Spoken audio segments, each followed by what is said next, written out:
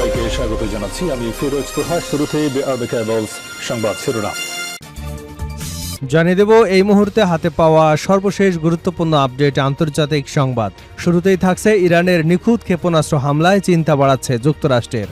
যুক্তরাষ্ট্র এবং ইসরায়েলের সঙ্গে চলমান সংঘাতে 5 মাস পেরিয়ে গেল, ইরানের সামরিক সক্ষমতা এখনও মারাত্মকভাবে আঘাত হানার সক্ষমতা বজায় রেখেছে। সম্প্রতি জর্ডানের একটি মার্কিন সামরিক ঘাঁটিতে ইরানি হামলায় 3 মার্কিন সেনা নিহত হবার পর এই বিষয়টি নিয়ে নতুন করে জল্পনা কল্পনা শুরু করেছে। এবারে জানাবো ইরানে টানা 13তম রাতে হামলা চালালো যুক্তরাষ্ট্র। ইরানে টানা 13তম রাতের মতো হামলা চালিয়েছে যুক্তরাষ্ট্র। দেশটির সেন্ট্রাল কমান্ড জানিয়েছে, হরমুজ প্রণালীতে চলাচলকারী বেসামরিক নাবিক ও বাণিজ্যিক জাহাজের উপর ইরানের হুমকির প্রতিরোধে এই অভিযান চালানো হয়েছে। জানাবো যুক্তরাষ্ট্রের যুদ্ধবিরতির প্রস্তাব প্রত্যাখ্যান করল ইরান। ইরান যুক্তরাষ্ট্রের সংঘাত টানা 2 সপ্তাহ ধরে চললেও এখনও কূটনৈতিক সমাধানের পথ খুঁজছে ওয়াশিংটন। এমন পরিস্থিতিতে ইরানের কাছে নতুন করে যুদ্ধবিরতির প্রস্তাব পাঠিয়েছে যুক্তরাষ্ট্র। তবে হরমুজ প্রণালী নিয়ন্ত্রণ সংক্রান্ত বিষয়ে কোনো সমাধান না থাকায় সে প্রস্তাব সরাসরি নাকচ করে দিয়েছে তেহরান। এদিকে বাংলাদেশ সহ 60 দেশের পণ্যে আজ থেকে যুক্তরাষ্ট্রের নতুন শুল্ক কার্যকর। বাংলাদেশ সহ 60টি বাণিজ্য অংশীদার দেশের পণ্যের উপর শুক্রবার থেকেই নতুন শুল্ক কার্যকর করেছে যুক্তরাষ্ট্র। বাধ্যতামূলক শ্রম নিষেধাজ্ঞা বাস্তবায়নের শিথিলতার অভিযোগ তুলে 10 থেকে 12.5% পর্যন্ত এই শুল্ক আরোপ করা হয়েছে। এবারে থাকছে আসামে ভয়াবহ বন্যা, নিহত বেড়ে 47, ক্ষতিগ্রস্ত 7 লাখ। ভারতের আসামে বন্যা পরিস্থিতির আরও অবনতি হয়েছে। রাজ্যের 11টি জেলায় বন্যার পানিতে ক্ষতিগ্রস্ত মানুষের সংখ্যা বেড়ে 7,21,000 ছাড়িয়েছে। একই সঙ্গে 5টি প্রধান নদীর পানি বিপদসীমার উপরে প্রবাহিত হওয়ায় নতুন করে উদ্বেগ দেখা দিয়েছে। শুক্রবার আসামের দুর্যোগ প্রতিবেদন এবং তথ্য ব্যবস্থাপনা প্রকাশিত সর্বশেষ বন্যা প্রতিবেদনে এ তথ্য জানানো হয়। জানিয়ে দেব মধ্যপ্রাচ্য সংকটে তেলের দাম $100 ছাড়ালো। শেয়ার বাজার ধসের আশঙ্কা। মধ্যপ্রাচ্যের সংঘাত নতুন করে তীব্র হওয়ায় বিশ্বব্যাপী তেল সরবরাহে বিঘ্নের আশঙ্কা বেড়েছে। এর প্রভাবে 2 মাসের মধ্যে প্রথমবারের মতো আন্তর্জাতিক বাজারে তেলের দাম ব্যারেল প্রতি $100 ছাড়িয়েছে। এবং সর্বশেষ জানাবো মোদির নতুন বার্তা ও শিক্ষা সচিব অপসারণ, কোন দিকে গড়াচ্ছে তেলাপোকাদের আন্দোলন। মেডিকেলে ভর্তি পরীক্ষার প্রশ্নপত্র ফাঁসের জেরে ভারতের রাজধানী নয়াদিল্লিতে আন্দোলন চালিয়ে যাচ্ছে তরুণদের নতুন প্ল্যাটফর্ম ককরোচ পার্টি। আন্দোলনকারীদের সাথে নরেন্দ্র মোদী বৈঠক করতে চাইলেও আন্দোলনকারীরা তা সরাসরি নাকচ করে দিয়েছে। শিক্ষামন্ত্রীর পদত্যাগের দাবিতে তারা শক্ত অবস্থান নিয়েছে। এমনকি পরবর্তীতে নরেন্দ্র মোদীরও পদত্যাগ চাইবে তারা। দর্শক, নরেন্দ্র মোদী কি এ ঝড় সামাল দিতে পারবেন? এতক্ষণ শুনছিলেন সংবাদ শিরোনাম, এবার থাকছে পুরো সংবাদ। দর্শক, অনুরোধ থাকবে ভিডিওতে একটি লাইক দিন, কমেন্টস করে জানিয়ে দিন এই ভিডিওটি আপনি কোন জেলা থেকে দেখছেন এবং শুনছেন। ইরান, ইসরায়েল, ফিলিস্তিনি যুক্তরাষ্ট্র যুদ্ধে আপনি যদি মুসলিমদের সাপোর্ট করে থাকেন তাহলে চ্যানেলটি সাবস্ক্রাইব করে বেল আইকনটি বাজিয়ে রাখুন। ইরানের নিখুঁত ক্ষেপণাস্ত্র হামলা চিন্তা বাড়াচ্ছে যুক্তরাষ্ট্রের। যুক্তরাষ্ট্র এবং ইসরায়েলের সঙ্গে চলমান সংঘাতের প্রায় 5 মাস পেরিয়ে গেলেও ইরানের সামরিক বাহিনী এখনও মারাত্মক আঘাত হানার সক্ষমতা বজায় রেখেছে। সম্প্রতি জর্ডানের একটি মার্কিন সামরিক ঘাঁটিতে ইরানি হামলায় 3 মার্কিন সেনা নিহত হবার পর এই বিষয়টি নতুন করে সামনে এসেছে। গত শুক্রবারের এই হামলাটি ছিল গত 1 মার্চের পর কোনো সামরিক ঘাঁটিতে ইরানি আঘাতের মার্কিন সেনা নিহতের প্রথম ঘটনা।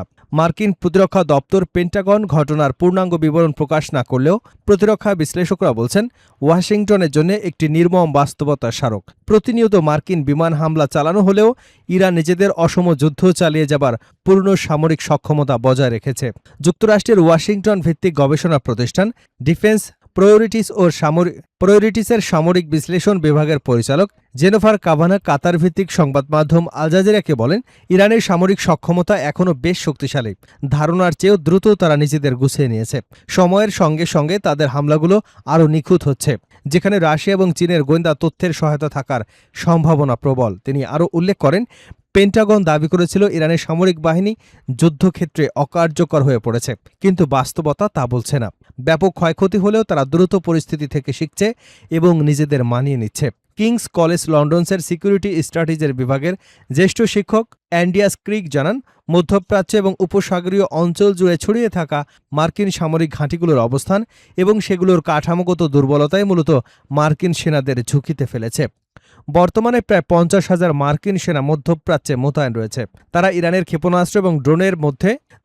ক্ষেপণাস্ত্র ও ড্রোনের সাধ্যের মধ্যে থাকা স্থানীয় এবং উন্মুক্ত ঘাঁটিগুলোতে অবস্থান করছে। এসব ঘাঁটির অবস্থান মূলত হালকা রকেট, মোটর বা হাতে তৈরি বিস্ফোরক হামলা ঠেকানোর জন্য তৈরি।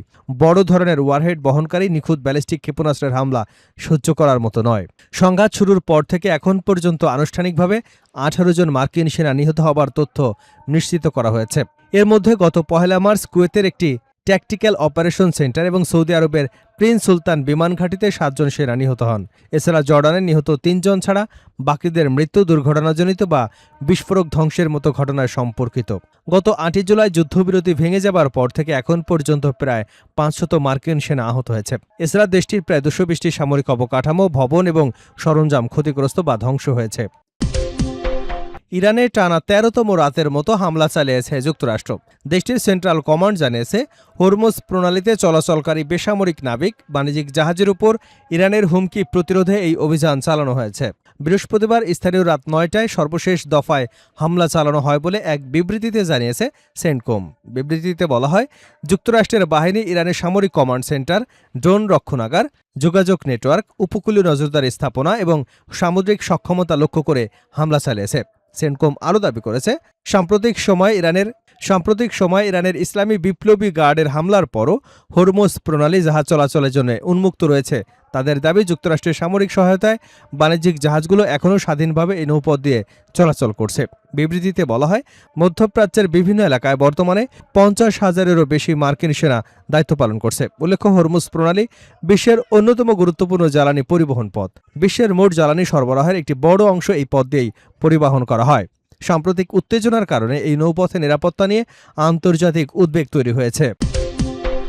যুক্তরাষ্ট্রের যুদ্ধবিরতির প্রস্তাব প্রত্যাখ্যান করল ইরান যুক্তরাষ্ট্র সংঘাত টানা 2 সপ্তাহ ধরে চললেও এখনও কূটনৈতিক সমাধানের পথ খুঁজছে ওয়াশিংটন। এমন পরিস্থিতিতে ইরানের কাছে নতুন করে যুদ্ধবিরতির প্রস্তাব পাঠিয়েছে যুক্তরাষ্ট্র। তবে হরমুজ প্রণালী নিয়ন্ত্রণ সংক্রান্ত বিষয়ের কোনো সমাধান না থাকায় সে প্রস্তাব সরাসরি নাকচ করে দিয়েছে তেহরান। শুক্রবার নিউ ইয়র্ক টাইমসের এক প্রতিবেদনে বিষয়টি উঠে এসেছে। প্রতিবেদনে বলা হয়েছে, ইরাকের প্রধানমন্ত্রী আলী আল জাইদি সম্প্রতি হোয়াইট হাউসে মার্কিন প্রেসিডেন্ট ডোনাল্ড ট্রাম্পের সঙ্গে বৈঠক শেষে তেহরান সফরে যান। ওই সফরেই তিনি যুক্তরাষ্ট্রের পক্ষ থেকে যুদ্ধবিরতির প্রস্তাব ইরানের কাছে পৌঁছে দেন। বিষয়টি সম্পর্কে অবগত ইরানি এবং ইরাকি কর্মকর্তাদের বরাতে প্রতিবেদনে বলা হয়েছে, প্রস্তাবটির বিস্তারিত প্রকাশ করা না হলেও এটি বর্তমানে যুক্তরাষ্ট্রের একমাত্র আনুষ্ঠানিক প্রস্তাব বলে ইরানি কর্মকর্তারা উল্লেখ করেছেন। তাদের মতে, প্রস্তাবের হরমুজ প্রণালী নিয়ন্ত্রণ নিয়ে চলমান বিরোধের কোনো গ্রহণযোগ্য সমাধান না থাকায় তেহরান তা প্রত্যাখ্যান করেছে।